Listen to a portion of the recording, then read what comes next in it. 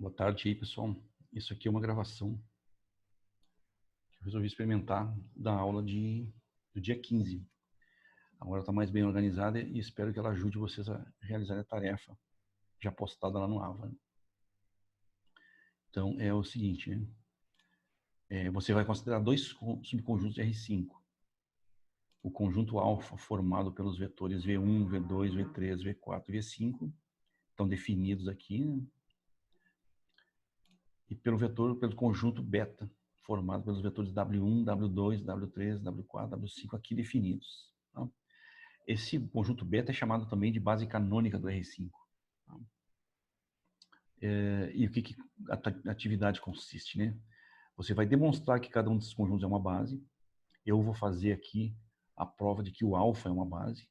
E vou deixar para vocês a tarefa de mostrar que beta é uma base. E calcular as matrizes de mudança de base, que são as seguintes. Ó, a matriz que muda a base alfa para a base beta e a matriz que muda a base beta para a base alfa. Veja que são duas matrizes diferentes. No primeiro caso, primeiro vamos fazer o seguinte, vamos demonstrar que o conjunto alfa é uma base. E que consiste isso, né? Você tem que primeiro mostrar que o conjunto alfa é linearmente independente.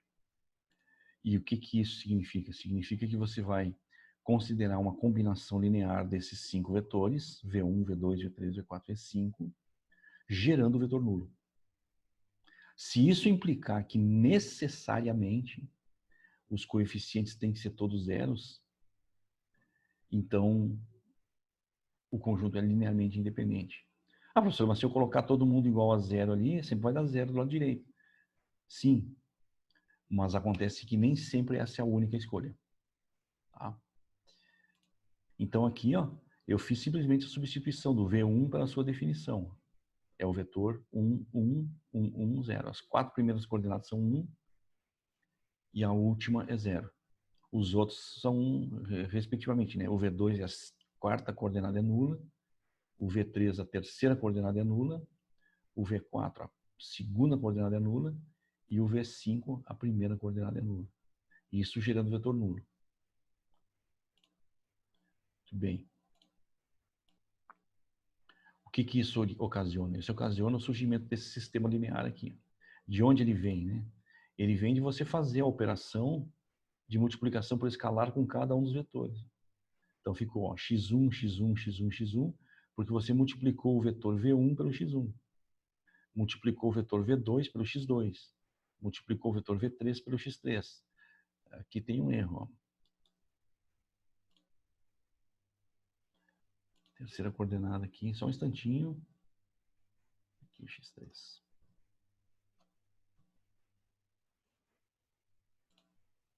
Aqui é x3. Aqui tá e aqui tá ok. Então agora o que eu vou fazer? Vou adicionar esses vetores aí. Quando você adiciona, olha a primeira coordenada do primeiro, com o segundo, com o terceiro, com o quarto e com o quinto. Vai dar x1 mais x2 mais x3 mais x4 mais 0 x5. Mais 0, né? Que é o que eu escrevi aqui. Ó. É a primeira equação. Então, nessa equação aqui, nesse sistema de equações, a primeira coordenada é a primeira equação. A segunda coordenada é a segunda equação e assim por diante. Quando você trabalha com isso aí, trabalha dessa forma, o que acontece? Né? Resultou esse sistema linear. E a matriz ampliada desse sistema linear é justamente essa aqui. Tá? Então, note assim, ó, que o sistema é homogêneo, então o posto da matriz ampliada sempre vai ser igual ao posto da matriz dos coeficientes, na forma de Gauss. Né? E aí, para você obter a forma de Gauss dela, eu dei a descrição das operações que você precisa. A sequência delas. Aí, no lugar da linha 2 menos linha 1, no lugar da linha 3 menos linha 1 e assim por diante. Então aqui estão indicadas essas operações. Tá? Realizando cada uma dessas aqui na primeira etapa, na segunda etapa, na terceira etapa, na quarta etapa, na quinta etapa, você vai obter uma matriz ampliada que corresponde a essa aqui. Notem que o posto da matriz dos coeficientes é 1, 2, 3, 4, 5. São 5 linhas não nulas. E o número de incógnitas é 1, 2, 3, 4, 5.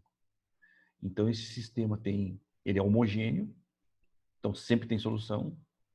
O posto da matriz convergente é 5 e, portanto, a nulidade também é 0, que é o número de incógnitas menos o posto, né? Então, significa que esse sistema só tem uma solução, que é quem? Os coeficientes iguais a 0, ou seja, uma combinação linear dos vetores de alfa gerando vetor nulo implica que necessariamente os coeficientes são todos nulos. Então, esse conjunto é linearmente independente. Agora, nós vamos mostrar que o conjunto alfa gera o R5. E como é que eu procedo? De maneira análoga. Você vai pegar um vetor qualquer de R5. Notem que não tem nenhuma particularidade entre as incógnitas, aqui, as variáveis, né? As variáveis. Que o x1 varia em R, o x2 varia em R. Então, isso aqui representa qualquer sequência de 5 números reais. Então, você tem que obter A, B, C, D e E, de modo que esse vetor V seja a combinação linear dos V1, V2, V3, V4, V5 da base alfa. Então, o A, o B, C e D e E são incógnitas. Então, o que eu fiz aqui agora? Eu substituí o V, ó, pela sua definição em coordenadas. Substitui o V5, V4, V3, V2, V1. O que isso vai originar? Vai originar um sistema parecido com aquele que você já resolveu para decidir se ele é LI. Só que agora ele não é um sistema homogêneo. Ele tem valores aqui nos termos independentes que podem fazer com que esse sistema seja impossível. E o que vai acontecer se esse fosse um sistema impossível? Bom, você chegaria à conclusão de que o conjunto não é gerador, então não pode ser base. Então, a mesma sequência de operações, você realiza a mesma sequência de operações elementares que foi descrita lá acima. Eu vou até mostrar ela de novo aqui, para você captar aí. Anota, dá um pause aí, anota, e repete elas nessa matriz aqui. Nessa matriz ampliada que vai aparecer aqui.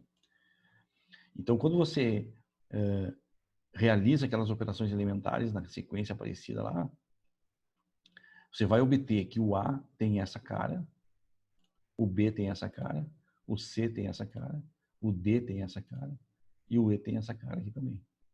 Ou seja, ó, veja o que essas equações nos dizem. Elas dizem assim, ó, que dado qualquer sequência de 5 números reais, você é capaz de exibir esses coeficientes aqui em função desses 5 números reais, de maneira que aquela combinação linear resulte no x1, x2, x3, x4, x5. É isso que ele está dizendo.